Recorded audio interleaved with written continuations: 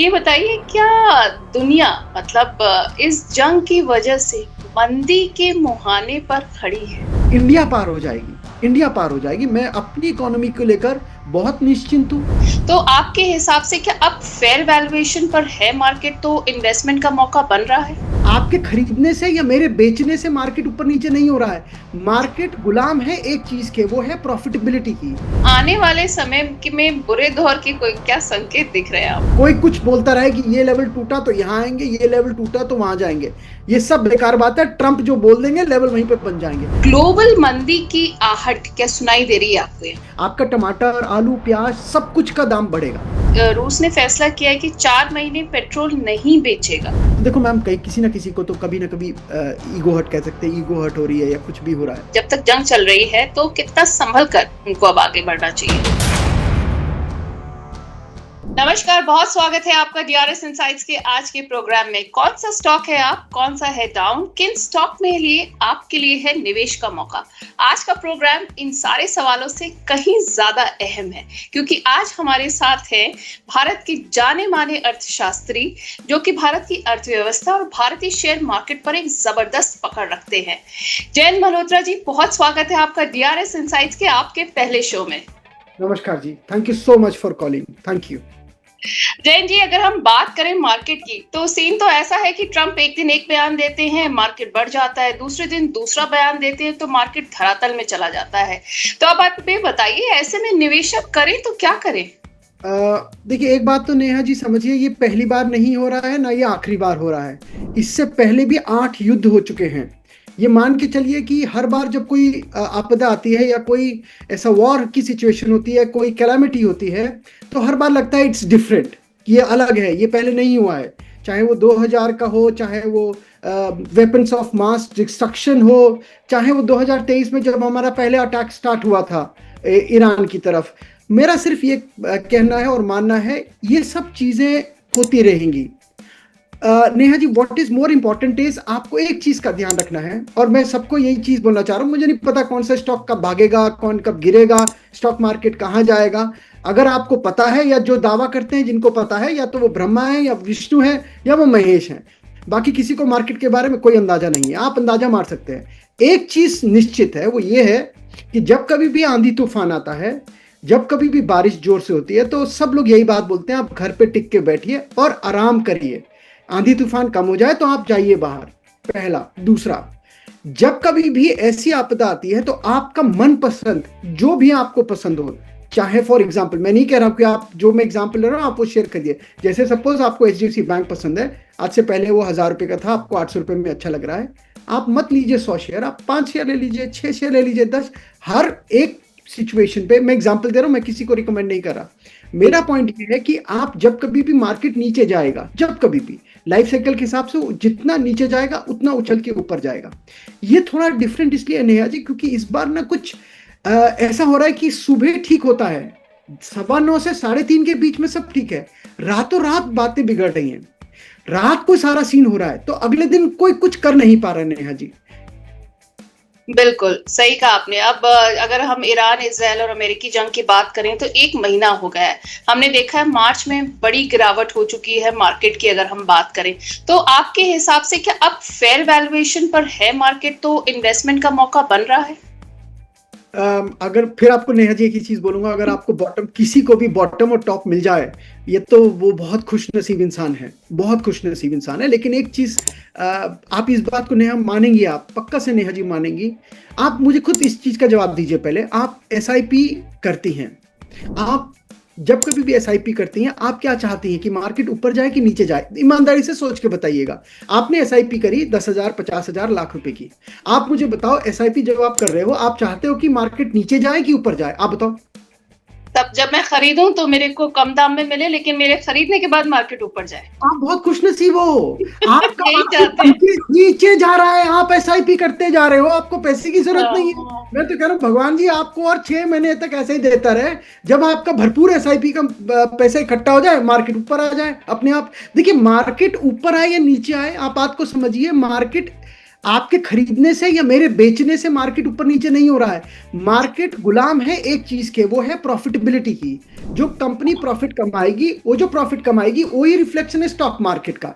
तो आप बजाय ये बात सोचने की कि अब ये फेयर वैल्यू है कि नहीं है, ये वैल्यूएशन अच्छा है कि नहीं है, हमारा ध्यान इस चीज का होना चाहिए। एक सिस्टमैटिकली आप प्लान करके आप पैसे को लगाते चले जाइए। और अगर आपको ज्यादा समझ नहीं आ रहा, वो तो कहते हैं ये सेबी, सोच कर समझ कर इन्वेस्ट कर, म्यूचुअल फंड में पैसा डालते रहो। Mutual funds are subject to market risk, और सोच कर समझ कर इन्वेस्ट करना चाहिए। ये चीज देखिए, आपका जब शेयर मार्केट में एक प्राइस शेयर का गिरता है, आपको दिल पे चोट लगती है, दिल पे चोट लगती है। लेकिन आपका म्यूचुअल फंड का जब एनएवी ऊपर नीचे हो रहा है तो आपको ज्यादा दर्द नहीं हो रहा है। आपका वो दर्द है लेकिन उतना नहीं है, क्योंकि एक इंडिविजुअल स्टॉक का जो बीटा होता है ना, वो बहुत ऊपर नीचे मूव कर जाता है। लेकिन म्यूचुअल फंड में क्या होता है, गिरता है लेकिन असर कम होता है। और एक चीज है नेहा जी, इस चीज को फिर मैं आपको बोलूंगा, इट्स अ पेनलेस डेथ। जो स्टॉक मार्केट में पैसा लगाते हैं, ये पेनलेस डेथ है। मरेगा, सब मर रहे होंगे, दर्द हो रहा होगा सबको, लेकिन मरेगा कोई नहीं। दर्द है सबको, लेकिन ये समझ नहीं आ रहा कहां पे दर्द है। तो ये कहना कि बॉटम आ चुका है, कोई भी टेक्निकल एनालिसिस आज नहीं चलेगी। कोई कुछ बोलता रहे कि ये लेवल टूटा तो यहां आएंगे, ये लेवल टूटा तो वहां जाएंगे, ये सब बेकार बात है। ट्रंप जो बोल देंगे लेवल वहीं पे बन जाएंगे। अभी अच्छा, अब तो नया चीज हो चुका है। अब बजाय ट्रंप कुछ बोले, अब तो दूसरी पार्टी कुछ बोले तो ही बेटर है। बिल्कुल बिल्कुल। मार्केट स्थिति में आ चुका है कि आपको जो बोलना है जो बोले, दूसरा क्यों नहीं कुछ बोल रहा है, वो इंपॉर्टेंट है। बिल्कुल बिल्कुल, आई थिंक यूर राइट। और मैं, जैसे कि मेरा ये सवाल इसलिए था क्योंकि वॉरेन बफेट की एक बहुत ही फेमस सेइंग है that the biggest money is made in the bear market. So is this the chance? Still Neha, मैं फिर आपको एक चीज बोलूंगा, अगर फंडामेंटल्स की बात करते हैं तो मैं कुछ आपको पढ़ाता, कुछ सिखाता, कुछ ROE, ROC, P, EPS, EBITDA margin, सब कुछ में बात करता। लेकिन यहाँ ट्रंप को रीड करने को आप मुझे बोल रहे हो कि आप ट्रंप को रीड करके बताओ कैसे चलेगा मार्केट। देखिए, इसीलिए मेरे को कई बार लड़ाइयाँ भी होती है जब मैं कभी किसी अच्छे इंस्टीट्यूट में पढ़ाता हूँ, तो कई बार टेक्निकल एनालिस्ट सामने बैठ जाते हैं और मैं प्योर फंडामेंटल, मुझे लगता है फंडामेंटल पे आपको ज्यादा जोर देना चाहिए। आप किसी भी कंपनी में निवेश कर रहे हैं, आप उस कंपनी को जानिए, समझिए, उसका धंधा को समझिए। अगर आप उसके धंधे को समझ पा रहे हैं, उसके बिजनेस को समझ पा रहे हैं, आप उसका पार्टनर बनिए। लेकिन आप ये कहें मुझसे कि आप टेक्निकल एनालिसिस, मुझे समझ नहीं आता। अब आप बताओ इस टाइम कौन सा ऐसा लेवल है जो नहीं टूटेगा या टूट सकता है आज के। अच्छा, एक चीज बहुत इंपॉर्टेंट, आप देखो, जब मार्केट ऊपर चल रहा है लोग 33,000 की बात कर रहे थे, आज मार्केट नीचे गिर रहा है तो लोग 18,000 की बात कर रहे हैं। अब किसी को पता मार्केट 33 जाएगा या 18 जाएगा। आप एक सिंपल रूल रख लीजिए, आपको अगर मैं सोते सोते उठाऊं और उठा के पूछूं, नेहा जी आपने जो 100 share, let us take an example, आपने 100 शेयर रिलायंस के लिए क्या सोच के लिए हैं, अगर आप उसकी 5-6 बातें मुझे बता सकते हैं तो आपका निवेश बहुत सुखदायी है, आपको लॉन्ग टर्म में प्रॉफिट दे जाएगा। मैंने आपको बोला, किसी ने आपको बोला, आपने खरीदा बिना सोचे समझे, आप फंसोगे फिर। तो Jain ji, how to predict the unpredictable, अगर हम ट्रम्प की बात करें। अगर इस जंग में हम देखें, ये जंग और स्टेट ऑफ हॉर्मुज ब्लॉकेड की वजह से जो कच्चे तेल और गैस के जो बढ़ते दाम हैं, ये मार्केट को कैसे इम्पैक्ट कर रहे हैं, ये जरा सा हमारे व्यूअर्स को समझाइए प्लीज। मेरे पास 4-5 आप समझिए चीजें हैं जिन पे भारत बहुत ज्यादा, जिस पे डिपेंडेंट है। जैसे एक हीलियम करके गैस होती है, हीलियम गैस, जो आपको याद है गुब्बारों में हवा डालते तो गुब्बारे, 100% हम लोग इंपोर्ट करते हैं, 100% हीलियम गैस इंपोर्ट होती है। अब आप सोचिए, हेल्थ केयर सेक्टर में, सेमीकंडक्टर्स में, वेल्डिंग में, छोटी छोटी डिफेंस में हीलियम की सख्त जरूरत है। 100% डिफिशिएंट, 100%। आप सोचिए, हम नहीं एल्यूमिनियम का उत्पाद करते हैं। क्रूड 90%, 90% क्रूड इंपोर्ट हो रहा है। एलपीजी 60%, सीएनजी 50%, यूरिया 20 से 25%। आप सोचिए, अगर हम इंपोर्ट पे इतना ज्यादा तवज्जो रख रहे हैं तो स्टेट ऑफ हॉर्मुज में कुछ भी होगा, उसका डायरेक्ट इंपैक्ट हमारी इकोनॉमी पे होगा। अच्छा, आप सोचिए, अभी आप सिर्फ तेल की बात कर रहे हैं, आपको पता है जो एलपीजी है या जो सीएनजी है, वो जो अरब कंट्रीज पे इन्होंने अटैक किया है, जो ईरान ने अटैक किया है, वो एलपीजी के मैन्युफैक्चरिंग हब्स पे अटैक कर दिया है। अब आप सोचिए, जहां से मैन्युफैक्चरिंग हो रही है, अब वहां पे अटैक करेंगे तो हम इंपोर्ट किस चीज का करेंगे? आप मेरी बात समझ रहे? तो ये सिर्फ ये कहना कि वहां पे लड़ाई हो रही है, हम पे इंपैक्ट नहीं आएगा, बहुत ज्यादा इम्पैक्ट आ रहा है। इनफैक्ट आपको अगर मैं बोल रहा हूं कि 90% हम इंपोर्ट कर रहे हैं ऑयल, आप अंदाजा लगाइए ऑयल का पेमेंट जब हम करेंगे, इंपोर्ट का जब हम पेमेंट करेंगे तो हम उसका पेमेंट डॉलर में करेंगे। डॉलर चल रहा है 95 पे, 95 रुपीज पे। आप सोचो ना हमारा फिजिकल डेफिसिट कितना बढ़ेगा। और इस चीज में नेहा जी मैं आपको हमेशा, मैं अभी पीछे कहीं पे न्यूज चैनल पे, नेशनल न्यूज चैनल पे भी ये बात बोली थी, इस चीज में मैं मोदी गवर्नमेंट को बहुत ज्यादा बधाई दूंगा और शुक्रिया अदा करूंगा क्योंकि इतने बढ़ते हुए रेट पे भी इन्होंने पेट्रोल के दामों को आज भी हमारे लिए रोक के रखा हुआ है। देखिए आपको याद है कि हमको 70, 72 रुपए, 65 रुपए तक गया था, लोगों ने आवाजें देनी शुरू कर दी थी कि क्यों नहीं हम अपने पेट्रोल के दाम घटा रहे हैं। तो टेक्निकली जब हम उन्होंने घटाए नहीं थे दाम, तो आज अगर वो बढ़ाने हैं तो हम उनको अप्रिशिएट भी करना चाहिए। तो हाँ बिल्कुल ये बात आपकी सही है कि क्या इस वॉर से हमारी इकोनॉमी पे डायरेक्ट इम्पैक्ट पड़ता है? The answer is yes.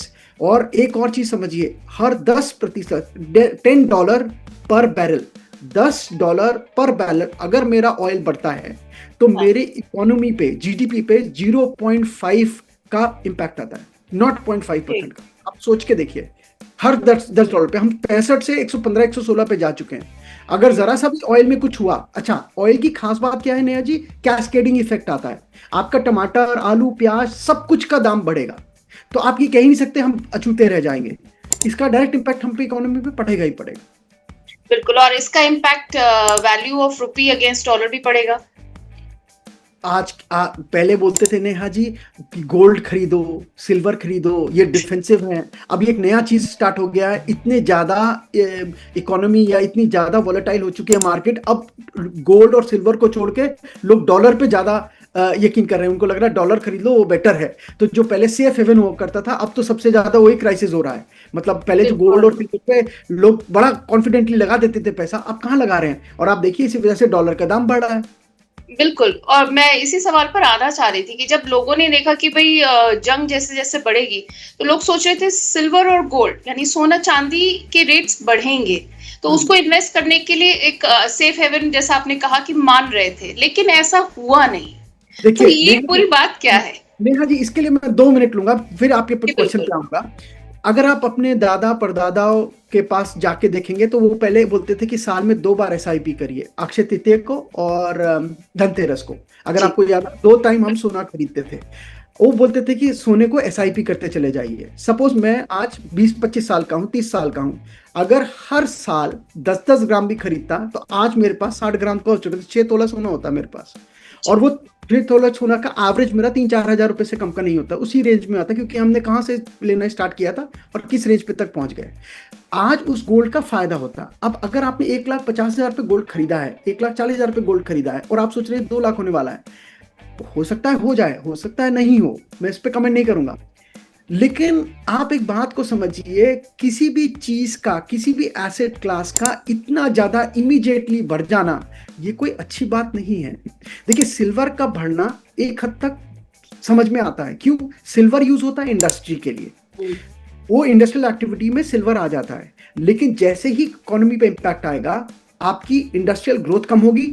Obviously जब इंडस्ट्रियल ग्रोथ कम होगी तो सिल्वर का कंजम्पशन कम होगा। अगर कंजम्पशन की डिमांड नहीं होगी तो उसका प्राइस ऑटोमेटिकली घटेगा। और फिर आपको एक चीज बोलूंगा, और सब आपके जितने भी दर्शक हैं जो इस पॉडकास्ट को सुन रहे हैं, प्लीज ध्यान से सुनिए और इसको लिख भी लीजिए कहीं। अगर स्टॉक मार्केट इतना ही आसान होता तो नेहा जी आप भी और मैं भी मल्टी बिलियनर्स होते, मिलियनर्स नहीं होते, मल्टी बिलियनर्स होते। और अंबानी, टाटा, महिंद्रा ग्रुप, बजाज ग्रुप ये अपनी इंडस्ट्री नहीं लगाते, ये 2-4 लड़कों को जो बहुत इंटेलिजेंट लड़के उनको टर्मिनल पे बिठाते और बोलते हमको कमा के दे। मैं गलत बोल रहा हूं तो आप बताओ। नहीं, बिल्कुल सही। आप सोचो ना, अगर कोई इंडस्ट्री अपनी इंडस्ट्री लगा के पैसा कमा रहा है तो वो सोच के पैसा लगा रहा है ना। तो आप मैं ये नहीं कह रहा कि स्टॉक मार्केट खराब है, स्टॉक मार्केट अच्छा है इन्वेस्टमेंट के लिए, स्पेकुलेशन के लिए नहीं। और जो गोल्ड और सिल्वर की बात कर रहे हैं कि इतना ज्यादा कम क्यों आ रहा है, पहले सेफ हेवन बोला जाता था, और आप बिल्कुल ठीक बात बोल रहे हो। पहले क्या होता था नेहा जी, बचपन से हम यही चीज देखते आए, जैसे जैसे स्टॉक मार्केट बढ़ेगा गोल्ड का दाम घटेगा, जैसे जैसे स्टॉक मार्केट घटेगा गोल्ड का दाम बढ़ेगा। लेकिन अगर आप पिछले 8 महीने से देखो, जो आपका स्टॉक मार्केट बढ़ा है, गोल्ड का दाम भी बढ़ा है, सिल्वर का दाम भी बढ़ा है। ये पहली बार देखा है मैंने जीवन में कि आपका दोनों एसेट क्लास जो कि इनवर्सली प्रोपोर्शनल है, वो दोनों साथ साथ चल रहे हैं। ये रेयरली हो रहा है। बट मैं तो फिर हमेशा की तरह एक ही चीज बोलूंगा, stock market is full of surprises. आप स्टॉक मार्केट को गेस नहीं कर सकते, स्टॉक मार्केट आपको बिल्कुल। गेस। पर ये जो रेयर चीज हो रही है, ये हो क्यों रही है? नेहा जी, स्टॉक मार्केट को समझने का सबसे अच्छा तरीका है उसका पोस्टमार्टम करिए। मार्केट खत्म होने के बाद विचार करिए कि मैं क्या करता वो बेटर होता। स्टॉक मार्केट के दौरान आप नहीं बोल सकते कि ये करता तो मैं बेटर होता, ये करता तो बेटर होता। ऐसा नहीं है, आप ये हिट एंड ट्रायल मेथड पे नहीं जा सकते आप, क्योंकि आपका हार्ड अर्न मनी है। आप ये बात मान के चलिए, अगर आपके पास 10 लाख रुपए है, यहाँ पे ऐसे लोग हैं जिनके पास 100-100 करोड़ रुपया है, आप अपना एक एक रुपया लगाते हैं, वो 1000 रुपया लगाते हैं, तो आप किनके साथ फाइट कर रहे हो? आप फाइट मत करो, आप हार जाओगे। उसका तरीका फिर आपको मैं बोलूंगा, से भी गलत नहीं बोलता है, सोच कर समझ कर इन्वेस्ट कर, और अगर ना समझ में आए तो म्यूचुअल फंड में पैसा लगा। अच्छा, गोल्ड ईटीएफ है आपके पास, गोल्ड के अच्छे अच्छे बॉन्ड्स हैं आपके पास। सरकार ने, अब आप देखो ना, 2024 में सोवरेन गोल्ड बॉन्ड निकाला था 6300 के अप्रोक्सीमेट प्राइस पे, जो नेहा जी अभी 20,000 टच करके 12, 14, 15,000 पे आया हुआ है। आप क्यों परेशान हो रहे हो? 2.5% का आपको रिटर्न दे रहा है, मतलब 2.5% का उसके ऊपर आपको सालाना ब्याज भी देता है सरकार। आप वहां पे पैसा लगाइए ना, सिल्वर ईटीएफ पे पैसा लगाइए। आप गोल्ड को खरीद रहे हैं, सिल्वर को खरीदते हैं, आप वो चीज क्यों करें जो आपकी समझ से बाहर है? ये आपने आज तक किया नहीं है। अच्छा, फिर आपको एक बात बोलूंगा, पढ़ते रहिए। अगर आपको किसी दिन समझ में आ जाए कि आपको स्टॉक मार्केट समझ में आ गया है, तो नेहा जी आप समझ लीजिए आपको कुछ भी नहीं आया। और जिस दिन आपने मान लिया कि मुझे स्टॉक मार्केट में कुछ नहीं आता है, आप समझ लीजिए धीरे धीरे आप स्टॉक मार्केट को समझ रही हैं। बिल्कुल, मेरे को इससे बहुत इंटरेस्टिंग एक बात याद आ रही है। हमारी एक टीचर होती थी, जब हम एग्जाम की तैयारी करते थे, तो कहते थे अगर आप एग्जाम के देने से पहले, अगर आपके माइंड में एक मडी फीलिंग है, कुछ कुछ याद है, कुछ नहीं कुछ नहीं कुछ नहीं है, यू आर नॉट प्रिपेयर्ड। लेकिन अगर आप एग्जाम देने से पहले ब्लैंक हो जाते हैं, तो दैट मीन्स कि now you are good to start. हाँ हाँ, आपको पता है, जैसे अच्छा एक और चीज है, जब आपको पता है ना कि मुझे यार मुझे कुछ नहीं आता यार, मेरे को लगता है मैं रह जाऊंगा, मैं आप 100% डिस्टिंक्शन के साथ पास हो जाओगे। जब आपको लगेगा ना मुझे सब कुछ आता है, ला पेपर, उसी दिन आप फेल हो जाओगे। स्टॉक मार्केट, हम अच्छे अच्छों को घमंड तोड़ दिया, हम और आप क्या चीज है मैडम? बिल्कुल, सोच कर समझ कर इन्वेस्ट कर, जैसा कि आप कह रहे थे। अब जयेंद्र जी, अगला सवाल जो मैं पूछने वाली हूँ थोड़ा सा डराने वाला है। ये बताइए, क्या दुनिया मतलब इस जंग की वजह से मंदी के मुहाने पर खड़ी है? फिर आपको एक चीज बोलूंगा, हर मद्दी, जब कभी भी मार्केट में मद्दी आएगी, आप समझ लीजिए गोल्डन अपॉर्चुनिटी है, बहुत अच्छी अपॉर्चुनिटी है। आप आराम आराम से धीरे धीरे इन्वेस्ट करते चले जाइए। आपको भी पता है, मेरे को भी पता है, कोई वॉर ज्यादा दिन चलने वाला नहीं है। आपके घर में भी लड़ाई होती है, मेरे घर में भी लड़ाई होती है, वो हीट के आर्गुमेंट में चलती है। लेकिन आपको भी पता है, अगर लॉन्ग टर्म में हमें जीना है, अगर जीना है तो, अगर कोई मरने का डिसाइड कर ही चुका है मैडम, तो मैं और आप कुछ नहीं कर सकते पॉडकास्ट के अलावा। लेकिन अगर आपको लग रहा है कि हमें लॉन्ग टर्म में जीना है, तो आपको इकट्ठा रहना सीखना पड़ेगा। और देखिए, ट्रंप ने एक गलती तो कर दी है, स्टेट ऑफ हॉर्मोस में वो चीज छेड़ के, मुझे जहां तक लग रहा है, हो सकता है मैं ग्रॉसली गलत हूं, मैं हमेशा ये बात बोलता हूं कि मैं गलत हूं, इस पे 100% ईरान अब ये बात बोलेगा कि मुझे इसका टोल टैक्स चाहिए। और वो गलत नहीं बोल रहा, क्योंकि अमेरिका जब अपने सी शोर से निकालता है, किसी भी हर्डल से, किसी भी सी के किसी लिंक से निकालता है, तो उसके लिए वो भी पैसा टोल मांगता है। अगर मान लो उसने टोल मांगना स्टार्ट कर दिया, आपको क्या लग रहा है, ये हमारे लिए या पूरी ग्लोबल इकोनॉमी के लिए अच्छी बात होगी या बुरी बात होगी? बहुत ज्यादा बुरी बात होगी, हमारी कॉस्टिंग बढ़ रही है। क्या मद्दी आएगी? हो सकता है, कोई बड़ी बात नहीं है, क्योंकि इंडिकेशन यही है। और अगर आप, मैं तो इसमें एक और बड़ा बोलना नहीं चाहिए क्योंकि पॉडकास्ट है, आप एक बात सोचिए, मुझे तो कभी कभी फीलिंग आती है, नेहा जी आप बताइए, मैं अपने ऊपर लेता ही नहीं, आप ही बताओ। एफआईआई कंटिन्यूअसली बेच रहा है और बेचता ही चला जा रहा है जी। मुझे तो यहां पे भी डाउट लग रहा है, क्या इनको पहले पता था क्या? आप सोचो ना, आज तक कभी ऐसे नहीं हुआ है कि एफआईआई बेचता ही चला जा रहा है, बेचता ही चला जा रहा है, बेचता ही चला जा रहा है। मैडम, 1 मार्च से 25 मार्च के अराउंड 1 लाख करोड़ रुपए माल बेच चुका है वो। बिल्कुल। इसका मतलब कहीं ना कहीं कुछ इंफॉर्मेशन हमारे पास नहीं है जो उनके पास है क्या? ऐसा लग रहा है क्या? हमारी एक चीज बहुत अच्छी हुई है, क्योंकि हमारे आप जैसे पॉडकास्ट, जैसे आप लोग कर रहे हैं, पॉडकास्ट कर रहे हैं, जिन लोगों को स्टॉक मार्केट के बारे में कोई नॉलेज नहीं है, जिनको फाइनेंशियल के बारे में, जिसको मोदी जी बोलते हैं ना, फाइनेंशियल लिटरेसी की बातें जो आप लोग कर रहे हो, इससे क्या हो रहा है, 30-31 हजार करोड़ की जो महीने की SIP हो रही है, ये हमारी स्टॉक मार्केट को एक सहारा दे रही है। जनवरी में हमारा 31 हजार करोड़ था, फरवरी में हमारा 30 हजार करोड़ था। मैं एक्सपेक्ट कर रहा हूं मार्च में 30-31 के अराउंड होना चाहिए। और अगर हम इसी रेंज में घूमते रहे नया जी, हम निकल जाएंगे, हम पार हो जाएंगे, इंडिया पार हो जाएगी, इंडिया पार हो जाएगी। मैं अपनी इकोनॉमी को लेकर बहुत निश्चिंत हूं। अच्छा, कुछ ना कुछ सरकार की तरफ से भी बहुत अच्छे कदम उठाए गए हैं। अच्छा, बेस्ट पार्ट नेहा जी, मुझे नहीं पता कौन किसको कॉपी कर रहा है। हमारे यहाँ मेक इन इंडिया स्टार्ट हुआ, तो वहां ब्रिटेन में लेट्स मेक ब्रिटेन अगेन हो गया, फिर यहाँ पे US अगेन हो गया। अब तो let's make America great again, great again. तो हर आदमी हर आदमी अपने आप को ग्रेट बनाना चाह रहा है। अब किसी को ये समझ नहीं आ रहा कि तुम एक्सपोर्ट तुम सब करना चाह रहे हो, इंपोर्ट तुम कुछ करना नहीं चाह रहे, ऐसे कैसे चलेगा? तो इसका मतलब अब आप ये मान के चलिए, बहुत सिंपल वर्ड्स में, हमारी इकोनॉमी चलेगी क्योंकि हम पॉपुलेशन में हम बहुत स्ट्रांग हैं। हम अपना उगाएंगे, अपना खाएंगे, हमें किसी से कोई मतलब नहीं होगा। भगवान करे कुछ ऐसा ही हो जाए, लेकिन at the end of the day हमें FII की जरूरत है। हम ज्यादा बड़बोलेपन में नहीं बोलेंगे कि हमें FI की जरूरत नहीं है, हमें FPI की जरूरत नहीं है, हमें सबकी जरूरत है। हम एक कहते हैं ना, हम सबका साथ सबका विकास लेकर चलेंगे, हम सबको साथ लेकर चलना चाहते हैं। बिल्कुल, सबको साथ लेकर चलना चाहते हैं, चलना भी चाहिए, एक दूसरे की मदद करके यानी म्यूचुअल कोऑपरेशन में ही दुनिया चलेगी। लेकिन जिस तरह से इन्फ्लेशन बढ़ रहा है और रुपया गिर रहा है, तो आने वाले समय में बुरे दौर के कोई क्या संकेत दिख रहे हैं आपको? नहीं, मेरे को लगता है सरकार इसके बारे में 100% निश्चित तौर पे सरकार कुछ न कुछ ऐसे कदम उठाएगी। पहले भी उठाए थे। आप देखिए, अगर आप इस बार का बजट देखिएगा नेहा जी, मैं इस बार वहीं पे बजट वाले डे पे किसी नेशनल चैनल पे था, तो पूरे टाइम हम लोग ये डिस्कस कर रहे थे इस बार क्या होगा, और सबको पता था इस बार कुछ नहीं होना बजट में।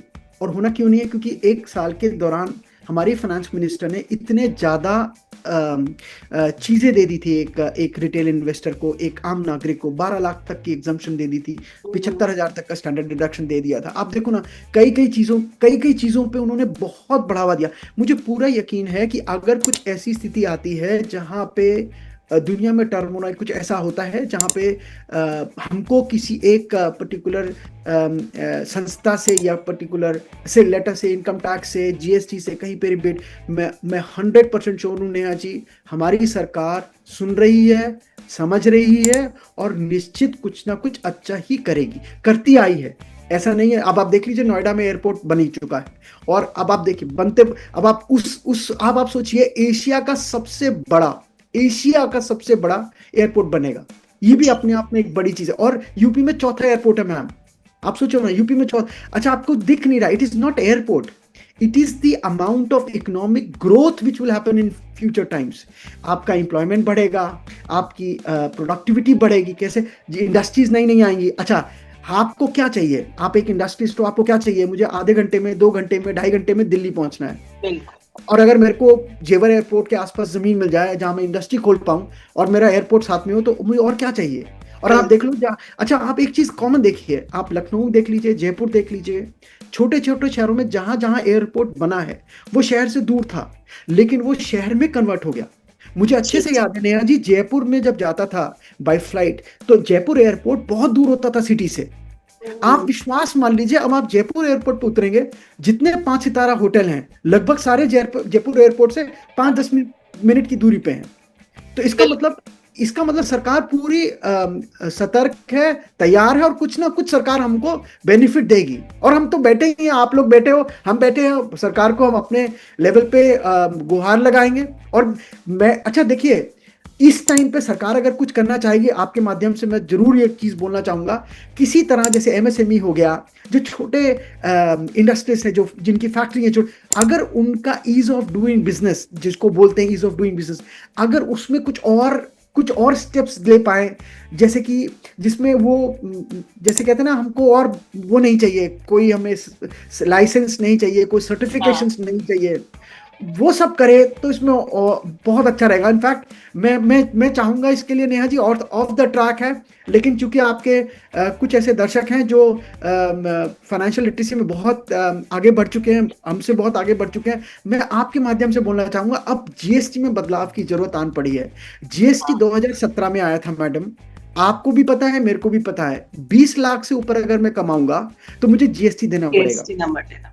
हाँ, तो मैडम अब समय आ गया है, इस 20 लाख को बढ़ा के 50 लाख कर देना चाहिए। हाँ। अच्छा, एक बात शुरू में बताइए, 40 लाख था, फिर घटाकर 20 लाख कर 20 दिया लाख गया। कर दिया गया। अब इस समय आ गया, इसको बढ़ा बढ़ा। अच्छा, एक बात बताइए, मैंने सपोज आपने पॉडकास्ट किया, आप जीएसटी धारक हूं, मैं जीएसटी धारक हूं।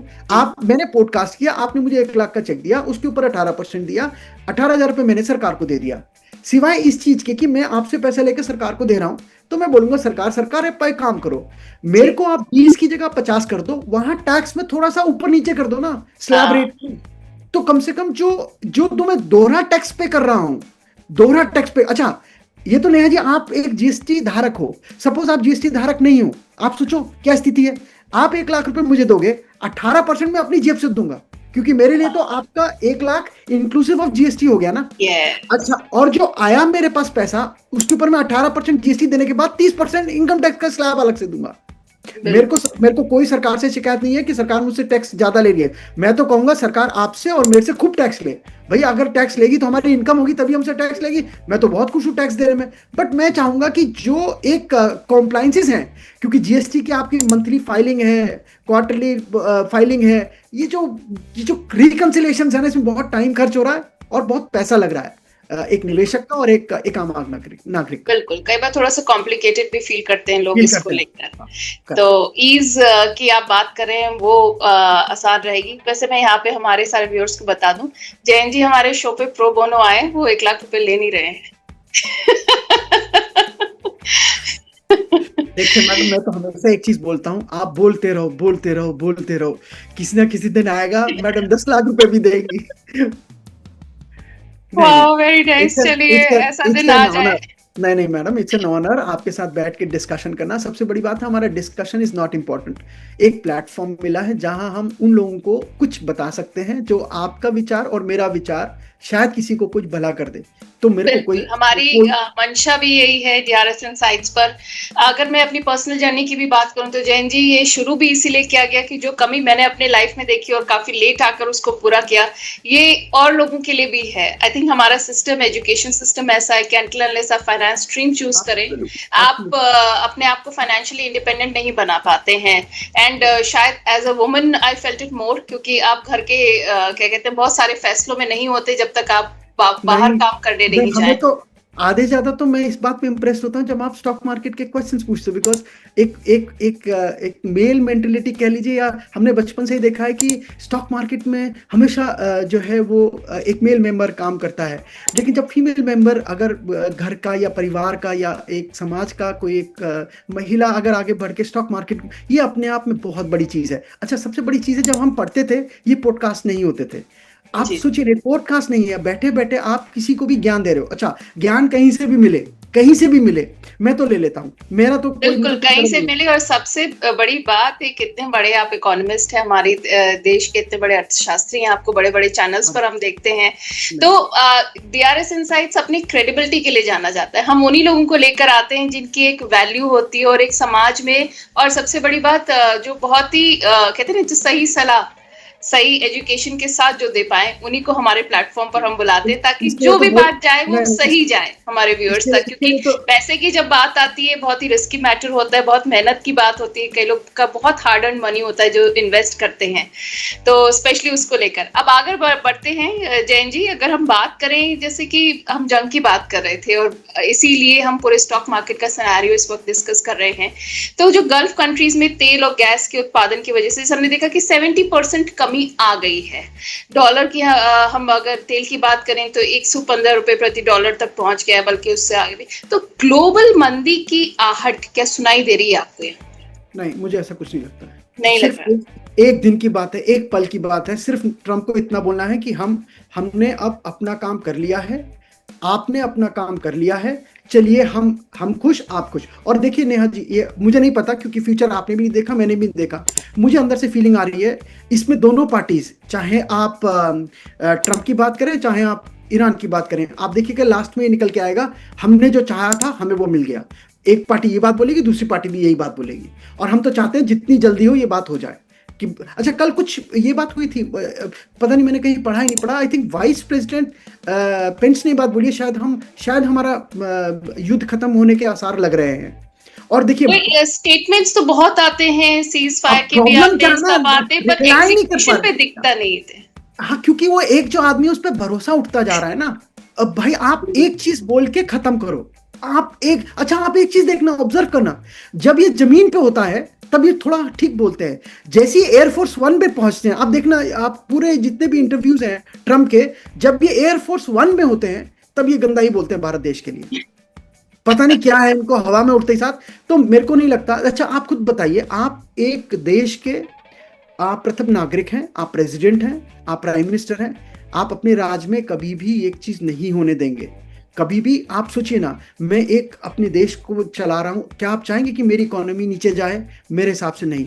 और कहीं ना कहीं आज के टाइम में सबको पता है युद्ध में नुकसान ही होना है। फायदा किसी को आज तक ना हुआ है ना आगे होगा, नुकसान ही होगा।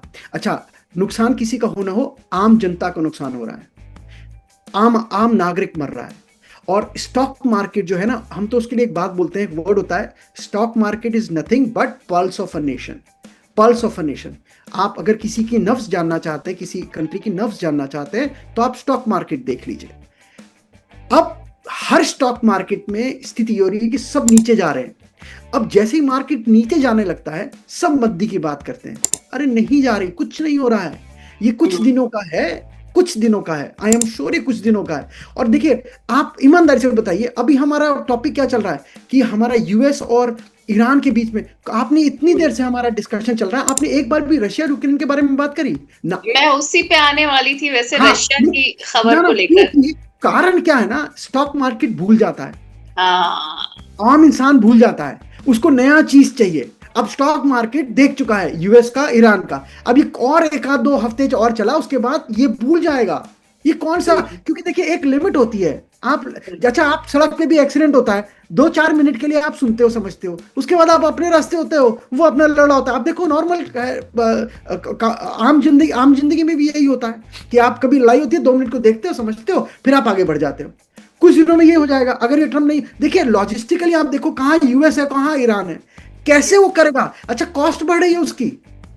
अच्छा, आपको शायद पता ही नहीं, पता 100% आपको पता होगा, ईरान से भारत को कोई दिक्कत, इनफैक्ट ईरान से हमको तेल सस्ता मिलता था, 3 महीने का हमें लीवरेज मिल जाता था पेमेंट्स में, हमको डिस्काउंट्स अच्छे देता था ईरान। और मैडम, सबसे अच्छी चीज जो मैंने पढ़ी है और मैंने जानी है कि कभी भी ईरान ने तेल के पैसे नहीं मांगे।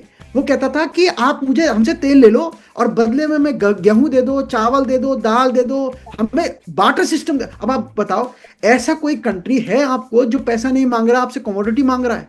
आपको सोचो, तेल डिस्काउंट पे दे रहा है, उसका पेमेंट करने के लिए आपको 3 महीने का पीरियड दे रहा है, 60 दिन का या 90 दिन का, मुझे श्योर नहीं हूं, बट आपको 1-2 महीने 3 महीने का लीवरेज दे रहा है कि आप अपना तेल को बेचो, जो पैसा आए तब हमें दे देना, और ना पैसे की जरूरत तो आप छोड़ो, हमें कमोडिटी दे देना। अब आप बताओ, आप क्यों नहीं चाहोगे ऐसे देश के साथ हम संबंध रखें, ऐसे देशों के साथ? बिल्कुल बिल्कुल। तो मुझे नहीं लगता कोई ऐसा नहीं है, हमें पॉजिटिव रहना चाहिए और एक कोशिश करें। हम यही बोलेंगे, भगवान करे सबको सद्बुद्धि दे और हम आगे बढ़ें, हम आगे बढ़ें। बिल्कुल, ये तो बहुत अच्छी बात आपने कही। अगर आपको ये आहट नहीं लग रही ग्लोबल मंदी की, बहुत बड़ी राहत की बात है। और अगर आज की बात करें तो आज ये खबर आई है कि रूस ने फैसला किया है कि 4 महीने पेट्रोल नहीं बेचेगा। तो इसका ग्लोबल इकोनॉमी पर क्या असर पड़ेगा? मैम, अब तो ना मेरे को ना कई चीजों पे ना भरोसा ऐसा ही उठ गया है। कभी रशिया कुछ बोल रहा है, कभी, अब आप मुझे बताइए, आपके पास प्रोडक्शन है और आप नहीं बेचोगे तो आप उसको संभाल के क्या करोगे? आप मुझे बताओ। नहीं, हालांकि भारत तो मेरे ख्याल से ईंधन लेता नहीं है, तैयार ईंधन। नहीं, रशिया से तो हमको डिस्काउंट पे मिलता था अच्छा। जमाने में भी। और देखिए, रशिया एक हमारा बहुत पुराना एलाई है और भारत देश कभी नहीं चाहेगा कि हमारे रशिया के साथ संबंध बिगड़े। जितना मेरे को ज्ञान है, जितनी मेरी नॉलेज है, हम नहीं चाहेंगे रशिया से हमारे कोई संबंध खराब हो। रशिया का ये कहना कि हम तेल, ऑब्वियसली उसको बुरा इस चीज का लग रहा है मैडम। एक अच्छे खासे एक संबंध थे भारत देश के रशिया के साथ, क्योंकि ट्रम्प ने बोल दिया कि अगर आप रशिया से तेल लेंगे तो देखो मैम, किसी ना किसी को तो कभी ना कभी ईगो हर्ट कह सकते हैं, ईगो हर्ट हो रही है या कुछ भी हो रहा है। बट ये कहना कि हम बेचेंगे नहीं, तो फिर उसका तेल का करोगे क्या आप? अल्टीमेटली आपको मार्केट में लाना ही पड़ेगा।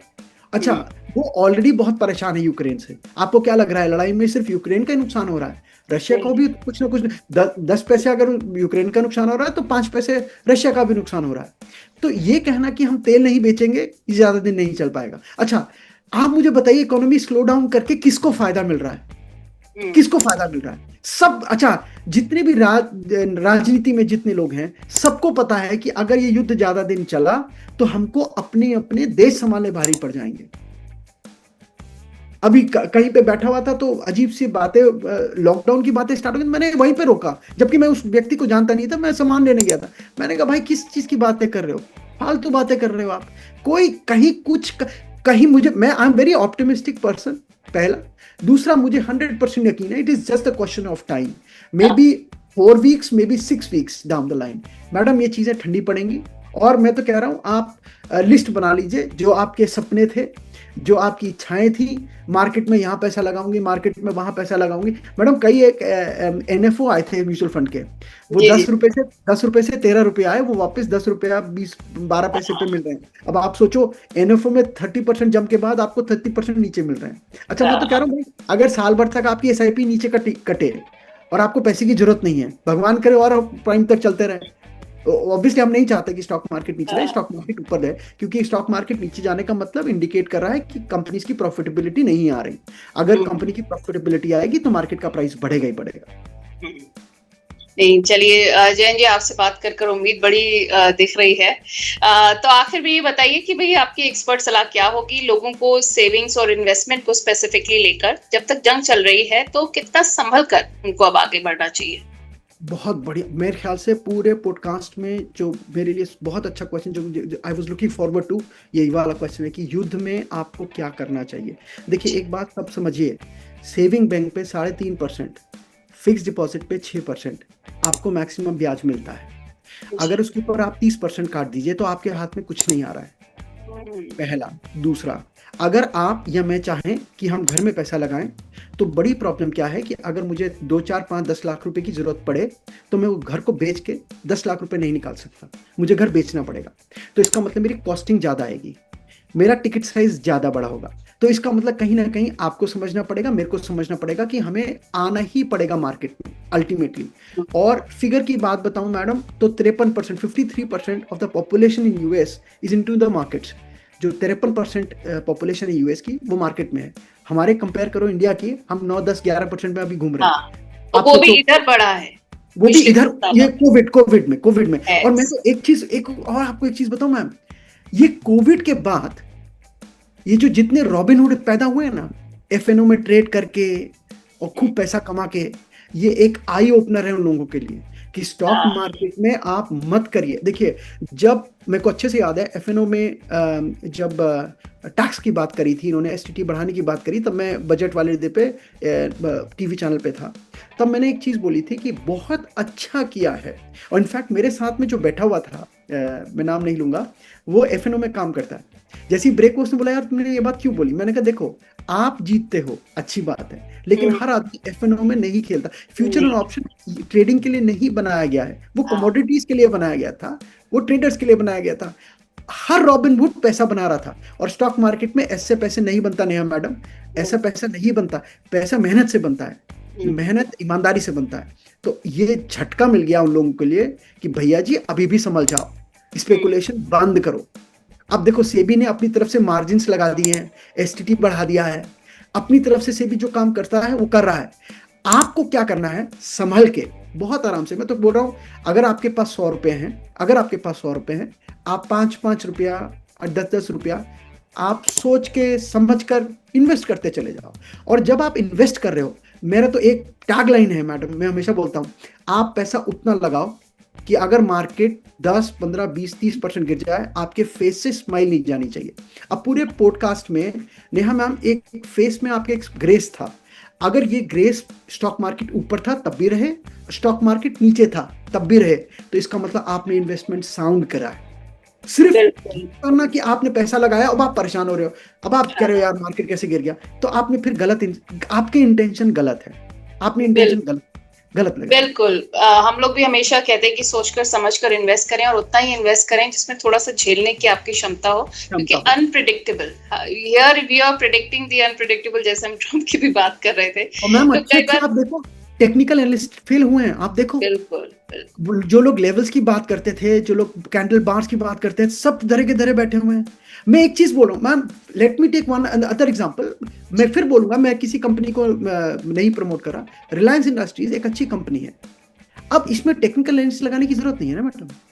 अब एक कंपनी अच्छा परफॉर्म कर रही है, HDFC बैंक एक अच्छा बैंक है, ICICI बैंक एक अच्छा, आपको भी पता है, ऐसा नहीं है कि मैं कोई नई चीज बोल रहा हूँ। एक एक एक एज अ बैंकिंग इंडस्ट्री अगर 4-5 अच्छे प्लेयर्स को ले लीजिए, FMCG 4-5 अच्छे प्लेयर्स को ले लीजिए मैडम, आप धीरे धीरे इन्वेस्ट करते चले जाओ, एज सिंपल एज एनीथिंग। आप स्पेकुलेशन ले आए कि अगली बार बजट में सिगरेट को लेकर कुछ ना कुछ फायदा होगा, चलो ITC में, ये गलत है, ये गलत। ये तो आप जुआ खेल रहे हो, और जुआ जब कभी भी खेलोगे तो टेबल जीतता है हमेशा, ये तो सबको पता है, कोई जीते ना जीते टेबल जीतता है। तो मैं तो ये बोलूंगा, आप 100 रुपए में से 5-5 रुपया अपने हिसाब से लगाते चले जाएं, और जब लगा रहे हैं तो आप ये मान के चल रहे हैं कि ये मार्केट अगले 4 महीने 6 महीने। अच्छा, एक छोटी सी बात ऐड करूंगा। नेहा जी, मेरे को आज रात को चोट लगी है, शाम को सपोज मेरे हाथ में चोट लगी है। आप मुझे बताइए, दर्द सबसे ज्यादा कब होगा, आज होगा या अगले दिन होगा? रात में लगी है तो शुरू में जब लगी है तब होगा, उसके बाद धीरे धीरे कम होगा। नहीं मैडम, जब चोट लगेगी उस टाइम दर्द होगा, लेकिन जब अगले दिन सो के उठोगे तो बहुत ज्यादा दर्द होगा। तो इसका मतलब क्या हुआ कि अगर स्टॉक मार्केट में आज क्रूड का भाव 116 रुपए है, तो आप ये मान के चलना हमारे अगले 2 क्वार्टर खराब है। आप मेरी बात समझ रहे हो? आज अगर मैं क्रूड का भाव ऊपर के भाव पे ले रहा हूं, तो इसका मतलब जब मैं अपना प्रोडक्शन करूंगा तो मेरा इनपुट कॉस्ट ऊपर की आएगी, तो मेरी कॉस्ट बढ़ेगी, मेरे प्रॉफिट मार्जिन कम होंगे। जितने मेरे प्रॉफिट कम होंगे आगे, उतनी मैं प्रॉफिटेबिलिटी नहीं दिखा पाऊंगा। तो आप जब कभी भी आपके साथ गलत हो तो आप उसमें +2 क्वार्टर कर दीजिएगा कि हमने अगले 2 क्वार्टर को संभल के रहना है। तो आप ये मान के चलिए कि अगले 2 क्वार्टर कुछ होना नहीं है हमारा। कुछ मैं कह रहा हूं, भगवान करे कुछ मेरी बातें गलत हो जाए और मार्केट वापस से 32, 34, 35 हजार हो जाए, 80 हजार हो जाए निफ्टी, बट ऐसे होता नहीं है।